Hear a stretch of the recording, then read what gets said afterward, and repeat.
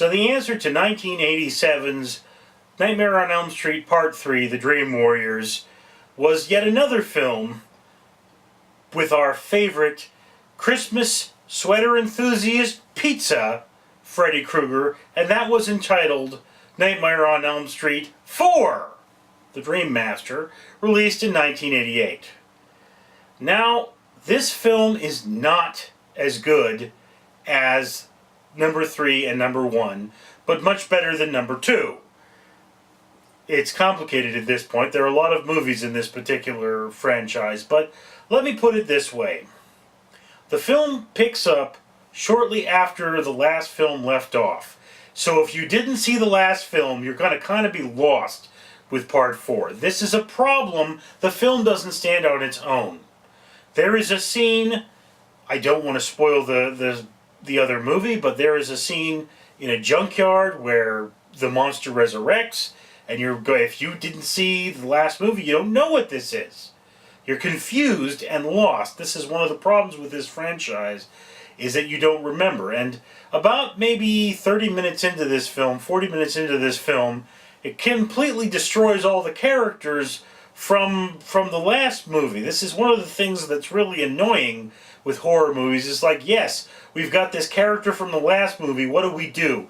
Can the monster just leave them alone? No, the monster has to go and kill that character so that we can have a further movie and a new group of people. And I dislike this. This is the same problem we had with Alien 3, where in the beginning the two characters that survived get nerfed, and then okay, now we're back to where we started before with this one chick battling it out.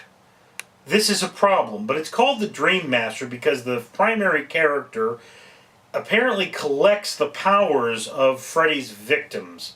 And again, in the first film, we found out that Freddy feeds off of fear. In the second film, Freddy, we just put that film aside and pretend it really didn't happen.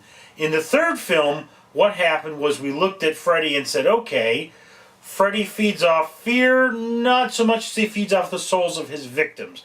You see more of that in this film, but the main character is more closely connected to Freddy Krueger.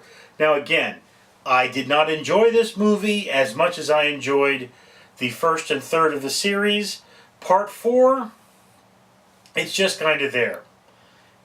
It's not, the kills are not as good. The special effects are on par, but I think there are a few less of them.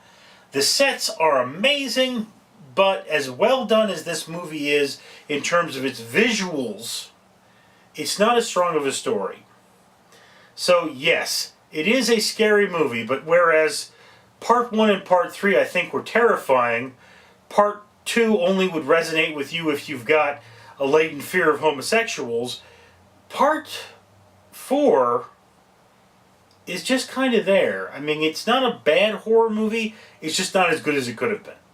So anyway, that's my opinion of 1988's release of Nightmare on Elm Street Part 4, The Dream Master.